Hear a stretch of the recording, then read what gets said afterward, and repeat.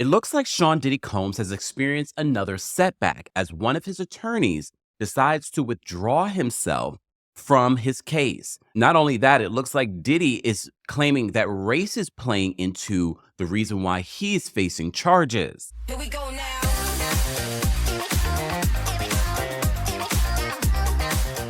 Welcome back to the Kempire channel, your number one source for pop culture news and music, entertainment, reality TV, and so much more.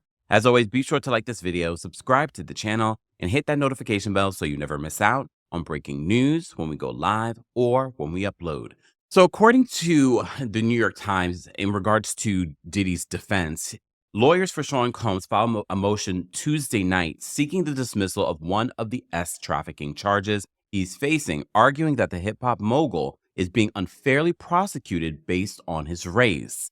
Mr. Combs, who had pleaded not guilty to the charges against him and is awaiting trial in a Brooklyn jail, was indicted on federal racketeering and trafficking charges, the most serious, which carries a mandatory minimum sentence of 15 years in prison. His lawyer's filing focuses on a lesser trafficking charge, which stems from a federal law known as the Mann Act. The law makes it illegal to transport a person with intent that such individual engage in prostitution.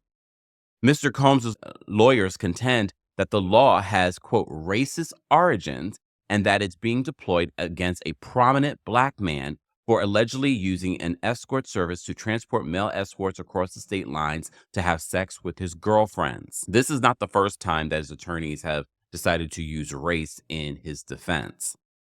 So the New York Times continues, they said the use of escorts, male or female, is common and indeed widely accepted in American culture today, they write. To emphasize what is depicted as the non-criminal nature of the conduct, the filing notes that the chief executive of the escort service that Mr. Combs is said to have used has been interviewed in the media and was featured in a Showtime reality series.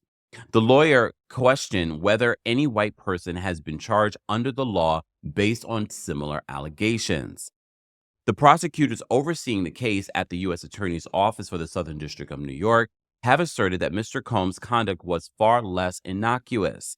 They have said that Mr. Combs wielded his power and fame to coerce women to engage in extended sex acts with workers, sometimes known as freak-offs. Prosecutors have said that he directed those encounters, pleasured himself during them, and often electronically recorded them, writing in court papers that he sometimes threatened victims with the recordings of the encounter as collateral. Prosecutors have objected before to the suggestion that the case is racially motivated after one of Mr. Combs' attorneys, Mark Agnifilo, said in an interview with TMZ that the investigation was, quote, a takedown of a successful black man. One of the prosecutors responded in court saying that Mr. Agnifilo had, quote, baselessly accused the government of engaging in a racist prosecution. The top U.S. attorney who brought the case was Damian Williams, the first black person to lead the office. Mr. Williams resigned shortly before President Trump took office, a standard move ahead of a new administration. In seeking the dismissal of the charge, Mr. Combs' lawyer points to the history of the Mann Act, which was passed in 1910 as an anti-prostitution law. They argued that it has been used to target, quote, black male sexuality, citing as an example to the prosecution of Jack Johnson, the first black heavyweight boxing champion who was convicted under the law for transporting a white woman across state lines. He was pardoned by President Trump. The New York Times continues, he says, initially called the White Slave Traffic Act, the law was passed at a time of growing fears around the prevalence of prostitution and anxieties that young girls were being lured into brothels, wrote Jessica R. Pliley, a historian, in a book about the Mann Act, was cited in Mr. Combs' legal brief. The law has been enforced in various ways since it has been passed in 1910. She said in an interview, noting that the white celebrities, including Charlie Chaplin, had also been prosecuted under the law. The one consistency is it has always been about criminalizing commercial sex. Elizabeth Geddes, a former federal prosecutor who was a part of the team that won the first successful criminal case against R. Kelly, said that in a present-day prosecutions, the Mann Act is regularly used in cases in which individuals have been charged with more serious crimes. Mr. Kelly was convicted of racketeering as well as Mann Act violations. The Mann Act charges against Mr. Kelly were different in substance, involving unlawful sex that involved coercion of a minor. The indictment of Mr. Combs includes a more serious S trafficking charge, one that requires a jury to find that he used, quote, force, fraud, or coercion to cause someone to engage in a commercial S act. That charge centers on the allegations of Cassie Ventura, who recently announced that she's expecting a third child with Alex Fine, her husband. That charge centers on the allegations of Cassie Ventura, who accused Mr. Combs in a lawsuit of forcing her to engage in S acts with male workers throughout their years-long relationship. The Mann Act charge is more straightforward, requiring a jury to find that Mr. Combs willfully caused the transportation of individuals with the intent that they engage in prostitution. No doubt it is far easier to prove, Ms. Geedy said. If convicted of only the Mann Act charge, Mr. Combs would face a maximum of 10 years in prison.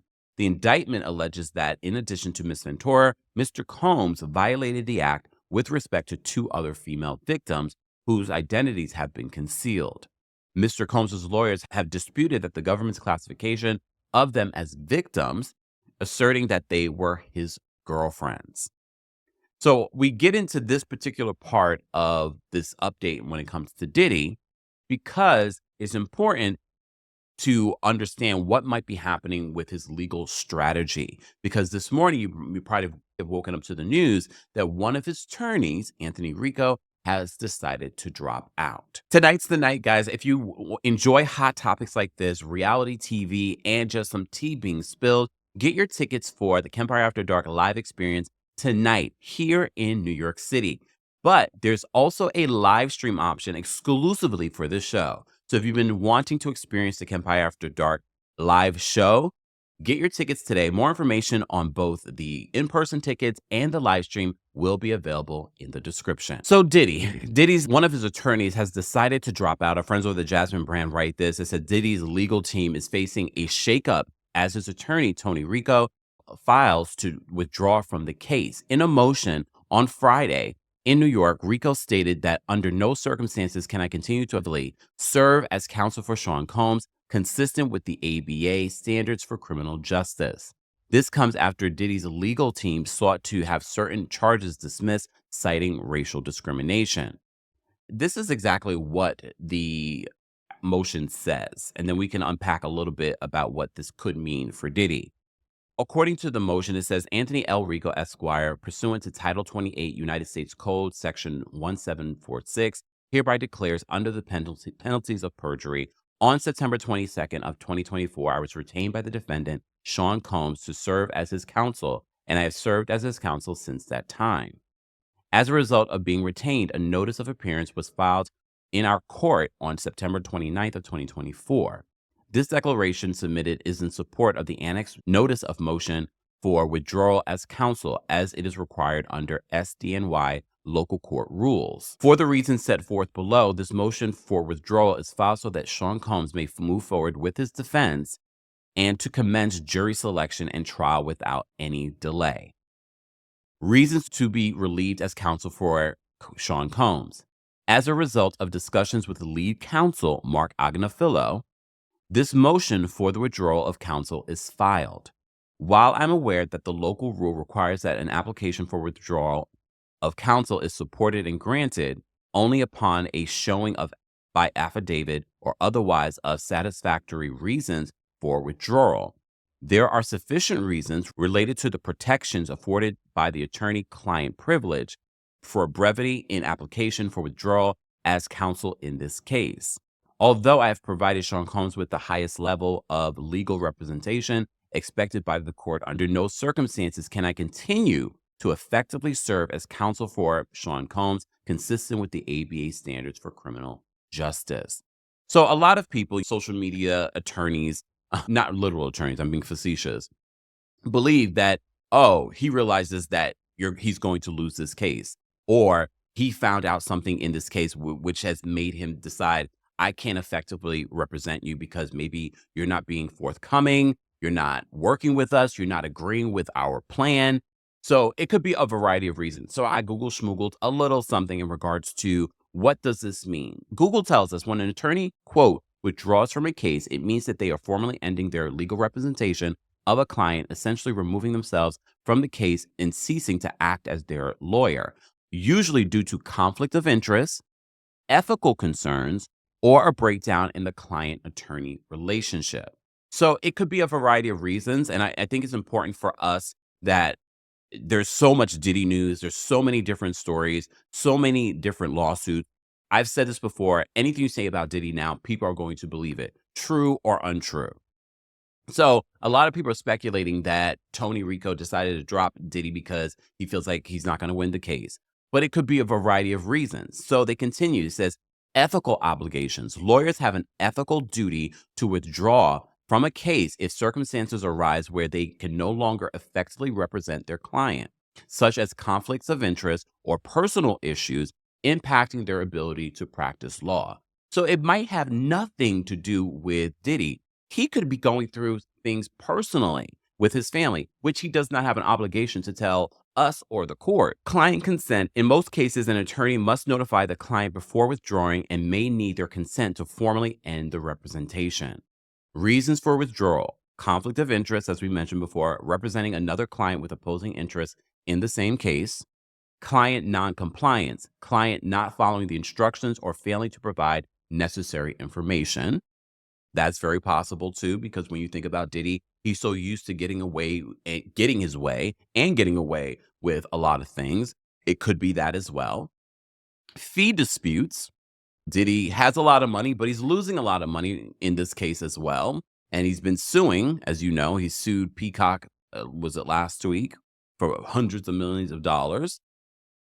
They said fee disputes, unresolved issues regarding legal fees, personal reasons, attorneys' health, or personal issues affecting their ability to practice law.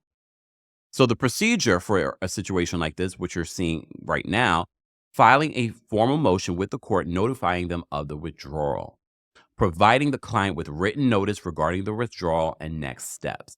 All of what we saw Tony Rico do within his motion. So what happens when an attorney withdraws? They say clients need to find new counsel. The client must find a new attorney to represent them in this case. Diddy has multiple attorneys representing him in this case.